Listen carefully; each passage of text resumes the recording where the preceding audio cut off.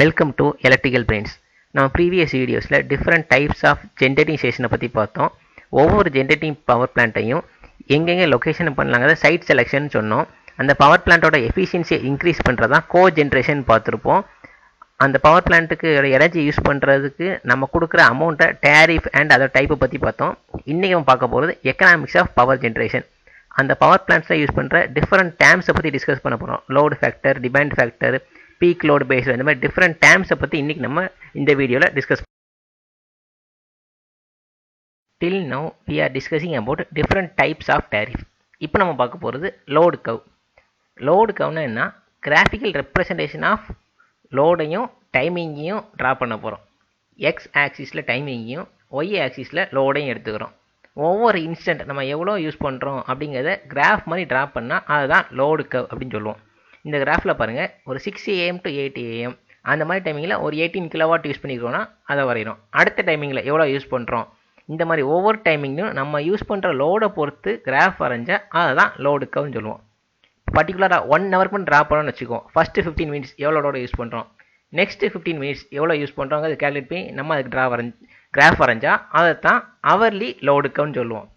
Daily load கவ்னா ஒரு one complete டே 24 ஹவர்ஸ்க்கு first hour எவ்வளோ யூஸ் பண்ணியிருக்கோம், நெக்ஸ்ட் 1 ஹவர், நெக்ஸ்ட் 1 ஹவர், இந்த மாதிரி கிளாஸிஃபை பண்ணி வரைஞ்சா அதை டெய்லி லோடு கவ்னு சொல்லுவோம். வீக்லி லோடு கவ்னா 1 வீக்கில் கம்ப்ளீட் 7 டேஸ்க்கு மொதல் டே நம்ம எவ்வளோ யூஸ் பண்ணியிருக்கோம், நெக்ஸ்ட் டே அதை விட அதிகமாக இருக்கா கம்மியாக இருக்கா, இந்த மாதிரி நம்ம யூஸ் பண்ணுற லோடை நம்மளே அனலைஸ் பண்ணி செக் பண்ணிக்கலாம். இந்த மாதிரி கேல்குலேட் பண்ணுறது தான் லோடு கவ். இதே இது 30 டேஸ்க்கு ட்ரா பண்ணால் மந்த்லி லோடு கவ். ஆனுவல் லோடு கவ்னா 1 இயருக்கு ட்ரா பண்ணுறோம். இந்த லோடு கவ்வால் என்ன யூஸு? இந்த லோடு கவ்லேருந்து நம்ம டிஃப்ரெண்ட் இன்ஃபர்மேஷன் நம்ம எடுக்கலாம். மேக்ஸிமம் டிமாண்ட் எவ்வளவு, ஆவரேஜ் லோடு என்ன, மினிமம் லோடு எவ்வளவு, இந்த மாதிரி நிறைய ஃபேக்டர்ஸை நம்ம இந்த லோடு கவ்லேருந்து அப்சர்வ் பண்ணுவோம். இந்த லோடு கவ்வில் பார்த்தா மேக்ஸிமம் டிமாண்ட் எவ்வளோ இருக்குது, எந்த டைமிங்கில் நம்ம அதிகமாக லோடை யூஸ் பண்ணுறோமோ அதுதான் மேக்ஸிமம் டிமாண்ட் அப்படின்னு சொல்லுவோம். இதில் மேக்ஸிமம் டிமாண்ட் பார்த்தா 35 கிலோவாட் இருக்கா, 8 AM to 2 PM வரைக்கும் 35 கிலோவாட் இருக்குது. இதை தான் நம்ம என்ன சொல்லுவோம், மேக்ஸிமம் டிமாண்ட் அப்படின்னு சொல்லுவோம். இந்த ஏரியா, இந்த லோடு கவ்வில் எல்லாத்தையும் நம்ம ஏரியா கேல்குலேட் பண்ணி அதை டிவைடட் பை நம்ம எவ்வளோ டைமிங் வரைஞ்சோமோ அதெல்லாம் டிவைட் பண்ணிட்டா அதை நம்ம ஆவரேஜ் லோடு அப்படின்னு சொல்லுவோம். ஸோ எல்லாத்துக்கும் இதுக்கப்புறம் நம்ம நிறைய ஃபேக்டர்ஸாக சொல்லுவோம். அந்த ஃபேக்டர்ஸ்லாம் பேஸாக இருக்க போகிறது இந்த லோடு கவ் தான். இந்த லோடு கவ்லேருந்து நிறைய இன்ஃபர்மேஷன் எடுத்தால் நம்மளோட ஜென்ரேட்டிங் ஸ்டேஷனில் இருக்க எல்லா ஃபேக்டர்ஸையும் நம்ம கேல்குலேட் பண்ணுவோம். ஓகேவா? ஸோ டெய்லி லோடு கவ்னா 24 ஹவர்ஸுக்கு வரைவோம், ஹவர்லி லோடு கவ்னா 1 ஹவருக்கு வரைவோம், வீக்லி லோடு கவ்னா 7 டேஸ்க்கு, மந்த்லி லோடு கவ்னா 30 டேஸ், ஆனுவல் லோடு கவ்னா 1 இயருக்கு ட்ரா பண்ணுவோம். இப்போ லோடு கவ்னா என்னது, அவருக்கும் லோடுக்கும் ஒரு கிராஃபை பிளாட் பண்ணால் இந்த டைமிங்கில் எவ்வளோ யூஸ் பண்ணுறோம் அப்படிங்கிறது கிராஃபாக வரைய போகிறோம். அதுதான் லோடு கவ்னு சொல்கிறோம்.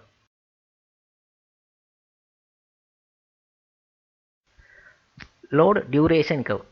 ஃபஸ்ட் நம்ம லோடு கவ் வரைஞ்சோமா, அதே லோடு கவை நம்ம டிசைனிங் ஆர்டரில் ரீஅரேஞ்ச் பண்ணால் நமக்கு லோடு டியூரேஷன் கவ் கிடச்சிரும். லோடு கவ் என்ன பண்ணியிருப்போம், ஒவ்வொரு டைமிங்லையும் எவ்வளோ லோடை யூஸ் பண்ணுறோன்னு பார்த்துருப்போமா. 2 ஹவர்ஸ், அதாவது காலையில் 6 மணிக்கு ஆரம்பித்தா நைட்டு 6 மணி வரைக்கும் கம்ப்ளீட்டாக அது மாதிரி வரைஞ்சால் என்ன பண்ணியிருப்போம், ஒவ்வொரு டைமிங்லையும் அப்படியே நம்ம டேரெக்டாக வரைவோமா, ஃபஸ்ட் 2 ஹவர்ஸ் நெக்ஸ்ட் 2 ஹவர்ஸ் வரைஞ்சிருப்போம். இதை என்ன பண்ணுறோம், அதோட மேக்னிட்டியூடை வச்சு டிசைனிங் ஆர்டரில் ரீஅரேஞ்ச் பண்ணால் அதுதான் லோடு டியூரேஷன் கவ். இப்போ லோடு கவ்வில் எந்த டைமிங்கில் மேக்ஸிமமாக இருக்குது, 35 கிலோவாட் யூஸ் பண்ணியிருக்கோம் 8 AMலேருந்து 2 PM வரைக்கும். ஸோ 6 ஹவர்ஸா, 6 ஹவர்ஸில் 35 கிலோவாட் இதுதான் மேக்ஸிமமாக இருக்குது. அப்போ 0லேருந்து 6 ஹவர் வரைக்கும் 35 கிலோவாட் மேக்ஸிமம். அதுக்கடுத்து அதோட கம்மியாக என்ன இருக்குது, 30 கிலோவாட் எந்த டைமிங்கில் 3 PM to 6 PM 3 மணி நேரம், 3 மணி நேரத்துக்கு 30 கிலோவாட் இருக்குது. ஸோ அதுக்கு அடுத்தது இந்த மாதிரி டிசெண்டிங் ஆர்டரில் நம்ம அதே லோடு கவை ரீட்ரா பண்ணால் அதுதான் லோடு டியூரேஷன் கவ் அப்படின்னு சொல்லுவோம். ஸ்டார்டிங்கில் ஹையஸ்ட் மேக்னிடியூடாக இருக்கும், அடுத்து அந்த அப்படியே டிக்ரீஸ் ஆக டைம் இன்க்ரீஸ் ஆக என்ன ஆகும், இந்த லோடோட மேக்னிடியூட் டிக்ரீஸ் ஆகிட்டே வரும். இதுதான் லோடு டியூரேஷன் கவுங்க.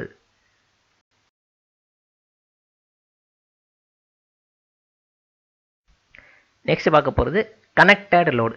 கனெக்டட் லோடுனா என்னென்னா, நம்ம சப்ளைலேருந்து நம்ம வீட்டுக்கு சப்ளை வரும் இல்லையா, அதுலேயும் நம்ம என்னென்ன எக்யூப்மெண்ட்ஸை கனெக்ட் பண்ணிக்கோமோ எல்லா எக்யூப்மெண்ட்ஸோட ரேட்டிங்கும் ஆட் பண்ணி கிடைக்கிறது தான் கனெக்டட் லோடுன்னு சொல்லுவோம்.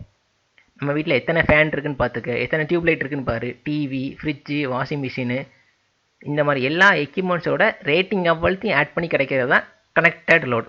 அதை நம்ம யூஸ் பண்ணுறோமா ரன் பண்ணுறோமாங்கிறதுல நம்ம என்னென்ன லோடெலாம் வச்சுருக்கோம் அப்படிங்கிறத ஆட் பண்ணால் அதுதான் கனெக்டட் லோடு அப்படின்னு சொல்லுவோம்.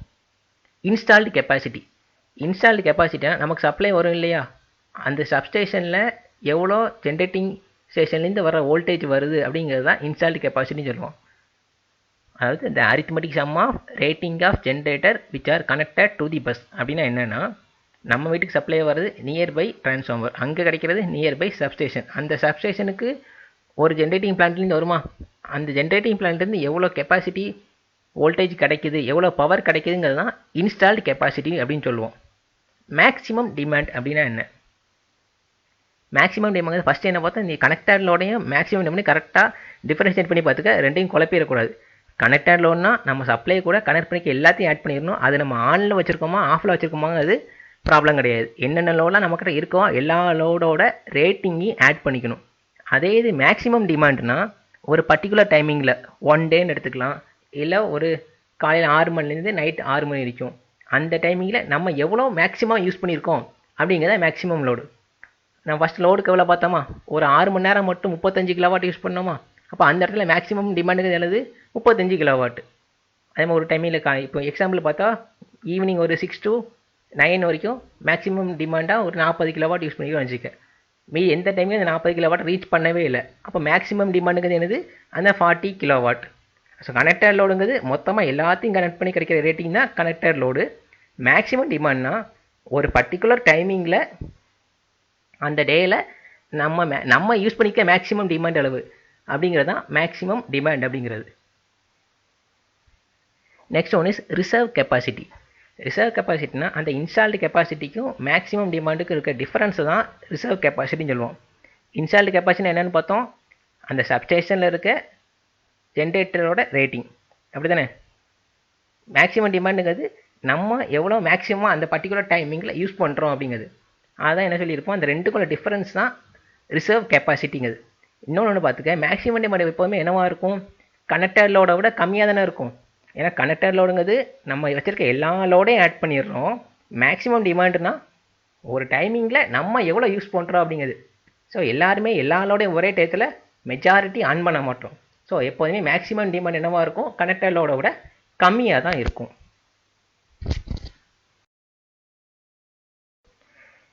Next one is average load. Average லோட்னா என்ன, அதாவது நம்ம ஒரு பர்டிகுலர் டைமிங்கில் 1 டேன்னு எடுத்துக்குவோம், அந்த 24 ஹவர்ஸில் மினிமம் ஒரு லோடை நம்ம யூஸ் பண்ணிகிட்டே இருப்போமா. ஏன்னா எப்போதுமே நம்ம எல்லாத்தையும் ஆன் பண்ணிக்க போகிறதும் இல்லை, எப்போதுமே எல்லாத்தையும் ஆஃப் பண்ணி வைக்க போகிறதும் இல்லை.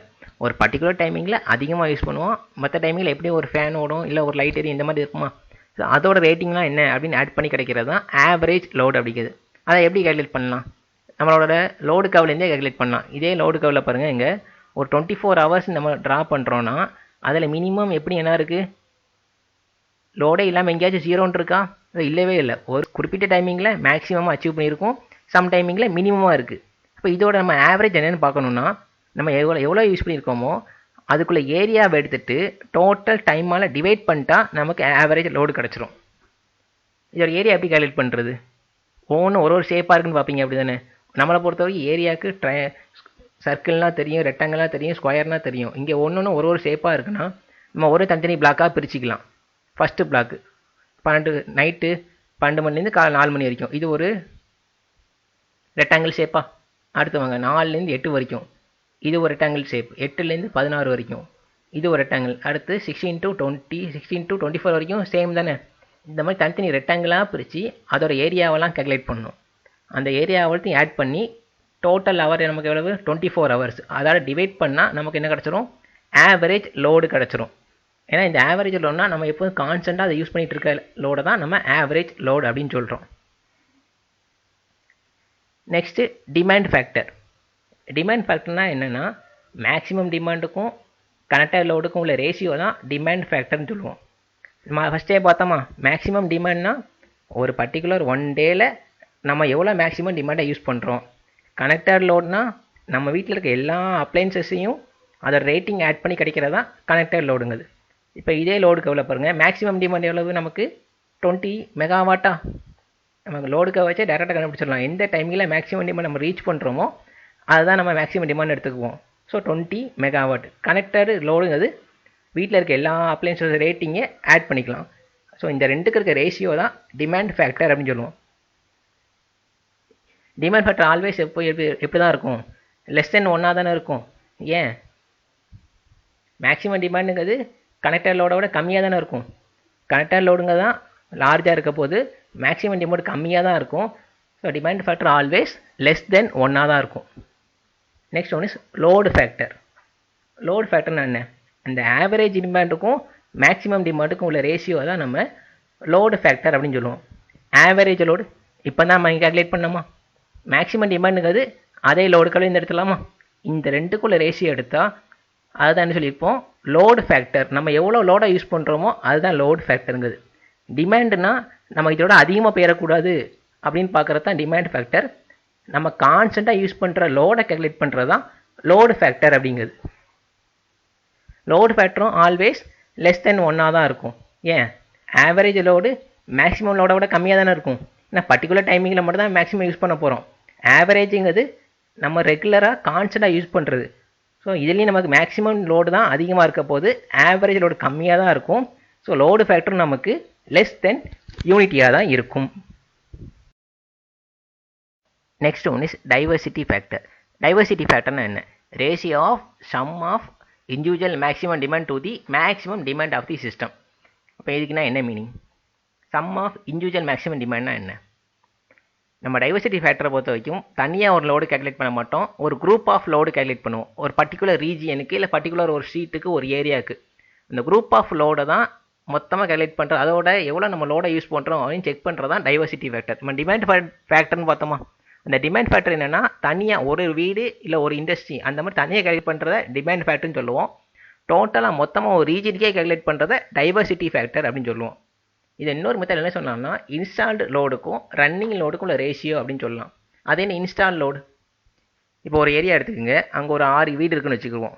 ஒவ்வொரு வீட்லேயும் கனெக்டட் லோடு டிஃப்ரெண்ட்டாக இருக்குமா? ஏன்னா கனெக்டட் லோடுங்கிறது அந்தந்த வீட்டில் அவங்க என்னென்ன அப்ளைன்சஸ் யூஸ் பண்ணுறாங்களோ அதோட ரேட்டிங் ஆட் பண்ணுறதா கனெக்டட் லோடுன்னு சொன்னோம். இப்போ இன்ஸ்டால்டு கெப்பாசிட்டிங்கிறது எல்லா வீடுகளையும் இருக்க டோட்டல் கனெக்டட் லோடை ஆட் பண்ணிக்குவாங்க. அதான் என்ன சொல்லுவோம், arithmetic sum of maximum demand. 5 வீடு இருக்குன்னா ஒரு வீட்டை 40 கிலோவாட், இன்னொன்று 35 கிலோவாட், இன்னொன்று 20 கிலோவாட்னா இது எல்லாத்தையும் மொத்தமாக ஆட் பண்ணிக்குவாங்க. மேக்ஸிமம் டிமாண்ட் ஆஃப் தி சிஸ்டம்னா இப்போ இவங்க எப்போ டைவர்சிட்டி ஃபேக்டர் கேல்குலேட் பண்ணுறாங்களோ அந்த டைமிங்கில் அவங்க என்னெல்லாம் லோடை யூஸ் பண்ணிகிட்டு இருக்காங்க, இதுதான் maximum demand of the system சொல்லுவோம், இல்லை ரன்னிங் லோடு அப்படின்னு சொல்லுவோம். டோட்டல் மேக்ஸிமம் டிமாண்ட் ஆட் பண்ணியாச்சு, டிவைடட் பை அந்த டைமிங்கில் என்னென்ன லோடை யூஸ் பண்ணிகிட்டு இருக்காங்க அதோட ரேட்டிங் என்னென்ன ஆட் பண்ணுறது தான் maximum demand of the system. எவ்வளோ அந்த டைமிங்கில் எவ்வளோ ரன்னிங்கில் இருக்குது, இந்த ரெண்டுக்கும் உள்ள ரேஷியோ தான் டைவர்சிட்டி ஃபேக்டர் அப்படின்னு சொல்லுவோம். டைவர்சிட்டி ஃபேக்டர் ஆல்வேஸ் என்னவா இருக்கும், கிரேட்டர் தென் 1 இருக்கும். ஏன்னா அரித்மெட்டிக் சம் ஆஃப் மேக்ஸிமம் டிமாண்டுங்கிறது அதிகமாக தான் இருக்கும், நம்ம ரன் பண்ணுற லோடுங்கிறது கம்மியாக தான் இருக்க போகுது. ஏன் நம்ம டைவர்சிட்டி ஃபேக்டர் கேல்குலேட் பண்ணணும்? இதனால் என்ன யூஸ் நமக்கு?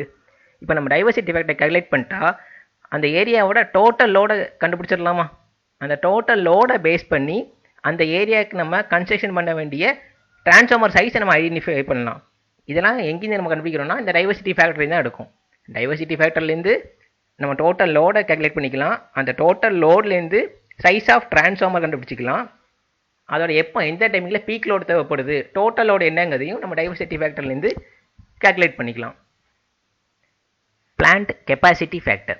பிளான்ட் கெப்பாசிட்டி ஃபேக்டர்னா it's ratio of average load to the installed capacity. Average லோடுனா நம்ம கண்டினியூஸாக கான்ஸ்டன்டாக யூஸ் பண்ணுற லோடு சொல்லியிருப்போம். இன்ஸ்டால்டு கெப்பாசிட்டினா நமக்கு சப்ளை வர்ற சப்ஸ்டேஷனில் அந்த பஸ் பாரில் ஜென்ரேட்டிங் ஸ்டேஷன்லேருந்து கனெக்ட் பண்ணியிருக்க எல்லா ஜென்ரேட்டர் ரேட்டிங்கும் ஆட் பண்ணி வச்சுருப்போமா, இந்த ரெண்டுக்கும் உள்ள ரேஷியோ தான் பிளான்ட் கெப்பாசிட்டி ஃபேக்டர்னு சொல்லுவோம். இப்போ பிளான்ட் கெப்பாசிட்டி ஃபேக்டர்னா என்ன? ஒரு பிளான்ட்டில் ப்ரொடியூஸ் ஆகிற எனர்ஜி நம்ம எவ்வளோ யூஸ் பண்ணுறோம், அதுலேருந்து அந்த பிளான்ட் எவ்வளோ கெப்பாசிட்டி ஆஃப் எனர்ஜியை கொடுக்கு அப்படிங்கிறது தான் பிளான்ட் கெப்பாசிட்டி ஃபேக்டர். பிசிஎஃப்பும் ஆல்வேஸ் லெஸ் தென் 1 தான் இருக்கும். ஏன்னா இன்ஸ்டால்டு கெப்பாசிட்டிங்கிறது ஜென்ரேட்டிங் ஸ்டேஷனோட கெப்பாசிட்டியாக இருக்கும், ஆவரேஜ் லோடுங்கிறது நம்ம யூஸ் பண்ணுற கம்மியான லோடாக தான் இருக்கும். So PCF always less than 1. Next வந்து plant utilisation factor. Plant utilisation ஃபேக்டர்னா என்ன? It is ratio of maximum load to the installed capacity. Maximum லோடுனா என்னது, நம்ம 1 டேல எவ்வளோ யூஸ் பண்ணுறோம், இல்லை அந்த 1 மந்த்து நம்ம எப்போ மேக்ஸிமம் நமக்கு எவ்வளோ மேக்ஸிமம் யூஸ் பண்ணியிருக்கோம் அப்படிங்கிறது. நம்ம கனெக்டட் லோடுனா எல்லாத்தையும் ஆட் பண்ணியிருப்போம், மேக்ஸிமம் லோடுங்கிறது நம்ம யூஸ் பண்ண லோடு, அதுதான் மேக்ஸிமம் லோடுன்னு சொல்லியிருப்போம். இந்த ரெண்டுக்கும் உள்ள ரேஷியோ தான் plant utilisation factor. Plant utilisation ஃபேக்டர்னா என்ன? ஒரு பிளான்ட்டோட எனர்ஜியை நம்ம எவ்வளோ யூஸ் பண்ணுறோம், மேக்ஸிமம் எவ்வளோ யூஸ் பண்ணியிருக்கோம், ஏன்னா கரெக்டாக அப்படி தானே பார்த்துருக்கோம். மேக்ஸிமம் லோடுக்கும் இன்ஸ்டால் கெப்பாசிட்டி ஒரு ரேஷியோன்னு பார்த்துட்டோம். இப்போ நம்ம யூஸ் பண்ணுறது தான் பிளான்ட் யூட்டிலைசேஷன் ஃபேக்டர் அப்படின்னு சொல்லுவோம். Next one is hot reserve, cold reserve, spinning reserve, firm power. Hot ரிசர்வ்னா என்ன? Amount of power available for operation but not service. Cold ரிசர்வ்னா amount of power available for service but not operation. Spinning reserve, it is amount of power available at the bus bar and it can be delivered to the load by using transmission line. Firm power na, it is amount of power available during emergency condition. இதில் ஏதாச்சும் புரியுதா? நீ தெளிவாக understand பண்ணால் ஒரு எக்ஸாம்பிளோட ஞாபகம் வச்சுக்க உனக்கு ஈஸியாக இருக்கும். ஒரு 500 மெகாவாட் பவர் பிளான்ட் இருக்குன்னு வச்சுக்க. அந்த 500 மெகாவாட் என்ன பண்ணுது? 400 மெகாவாட்டை ஜென்ரேட் பண்ணி கன்சூமர் கொடுக்கறதுக்காண்டி டிரான்ஸ்மிட் பண்ணிடுது. அந்த 400 மெகாவாட்டை தான் என்ன சொல்லுவோம்? ஸ்பின்னிங் ரிசர்வ் அப்படின்னு சொல்லுவோம். ஏன்னா amount of power deliver to the கன்சூமர்னு கொடுத்துட்டோமா? அப்போ அந்த 400 மெகாவாட்டு தான் ஸ்பின்னிங் ரிசர்வ்ங்க. மீதி ஒரு 100 மெகாவாட் இருக்கா? அந்த 100 மெகாவாட் அந்த பவர் பிளான்ட் என்ன பண்ணுது? ஒரு 50 மெகாவாட்டை அந்த பவர் பிளான்ட்டை யூஸ் பண்ணிக்குது. எப்படி அந்த பவர் பிளான்ட்டை யூஸ் பண்ணும்? இப்போ கேஸ் டர்பைன் பார்த்தா கம்ப்ரஸர் என்ன பண்ணும்? ரொட்டேட் பண்ணுறதுக்கு எனர்ஜி வேணுமா? டர்பைன்லேருந்து எனர்ஜி எடுத்துகிட்டு போமா? அதே மாதிரி தெர்மல் பவர் பிளான்ட் எடுத்துக்க, கோல் க்ரஷர் ரன் ஆகிறதுக்கு எனர்ஜி வேணும். அதே மாதிரி கோலை டிரான்ஸ்போர்ட் பண்ணுற பெல்ட்டுக்கு எனர்ஜி வேணும். எலக்ட்ரோஸ்டாட்டிக் ப்ரிசிபிரேட்டருக்கும் எலக்ட்ரிக்கல் எனர்ஜியாக யூஸ் பண்ணுறோம். இந்த மாதிரி அந்த பிளான்ட்டு ரன் ஆகிறதுக்கு அந்த எலக்ட்ரிக்கல் எனர்ஜி ஜென்ரேட் பண்ணுறதுக்கு எனர்ஜி தேவைப்படுது இல்லையா? அதுக்கு ஒரு 50 மெகாவாட்டை எடுத்துக்கன்னு வச்சுக்க. அந்த 50 மெகாவாட்டை என்ன சொல்லுவோம்? ஹாட் ரிசர்வ் அப்படின்னு சொல்லுவோம். இன்னொரு 50 மெகாவாட் இருக்கா? அதை என்ன பண்ணும்? இப்போ ஏதாச்சும் பவர் பிளான்ட்டை ரன் பண்ணல, ஷட் டவுனில் இருக்குன்னா அதை மெயின்டெனன்ஸ் பண்ணுறதுக்கு இல்லை ஏதாச்சும் ரிப்பேர் பண்ணுறதுக்கும் சப்ளை வேணும் இல்லையா? அதுக்கு யூஸ் பண்ணிக்கிறதுக்காண்டி ஒரு 50 மெகாவாட்டை வச்சுக்கும். அதை தான் கோல்டு ரிசர்வ் அப்படின்னு சொல்லுவோம். இதை இன்னும் தெளிவாக நீ புரிஞ்சுக்கணுன்னா, உங்கள்கிட்ட ஒரு 1500 ருபீஸ் இருக்குன்னு வச்சுக்க. உன் ஃப்ரெண்டு ஒருத்தன் அவனோட தேவைக்காண்டி ஒரு 1000 கேட்கான். அவனுக்கு நீ கொடுத்துட்ட. 1500ல் 1000 கொடுத்துட்ட. அந்த 1000 தான் என்னது? Spinning reserve. மீதி ஒரு 500 இருக்கா? அந்த 500ல் ஒரு 300க்கு நீ உனக்கு தேவையான ஏதோ ஒன்று வாங்கிடுற. அந்த 300 என்னன்னு சொல்லுவோம்? ஹாட் ரிசர்வ் அப்படின்னு சொல்லுவோம். மீதி ஒரு 200 இருக்கா? அதுதான் கோல்டு ரிசர்வ். உங்ககிட்ட இருக்கிறத அடுத்தவனோட தேவை கொடுத்துட்ட, ஜென்ரேட் பண்ணி டிரான்ஸ்மிட் பண்ணிட்ட, அதுதான் ஸ்பின்னிங் ரிசர்வ். அந்த எனர்ஜியை தான் உனக்கு நீயே யூஸ் பண்ணிக்கிற இல்லையா? அதுதான் ஹாட் ரிசர்வ். மீதி இருக்கு 200 உனக்கு நீ வேணும்னு வச்சுக்கிற இல்லை, அதுதான் கோல்டு ரிசர்வ் அப்படின்னு சொல்கிறேன். அதுக்கப்புறம் தான் அவன் பர்ஸை பார்க்க அதில் ஒரு 1000 ருபீஸ் இருக்குது. அதுதான் எமர்ஜென்சி கண்டிஷனுக்கு யூஸ் பண்ணுறது ஃபேம் பவர் அப்படின்னு சொல்லுவோம். ஜென்ரேட் பண்ணி டிரான்ஸ்மிட் பண்ணுற பவரை ஸ்பின்னிங் ரிசர்வ்னு சொல்லுவோம். அந்த பவர் பிளான்ட்டை யூஸ் பண்ணிக்கிறது ஹாட் ரிசர்வ். அந்த பவர் பிளான்ட்டோட மெயின்டெனன்ஸ் கண்டிஷனுக்கு வச்சுக்கிறது கோல்டு ரிசர்வ். எமர்ஜென்சி கண்டிஷனுக்கு தனியாக ஸ்டோர் பண்ணி வச்சுருப்போம், அதுதான் ஃபேம் பவர் அப்படின்னு சொல்லுவோம். ஓகேவா? தெளிவாக புரியுதா? Last one is base load and peak load. Base லோட்னா என்ன? பீக் லோட்னா என்ன?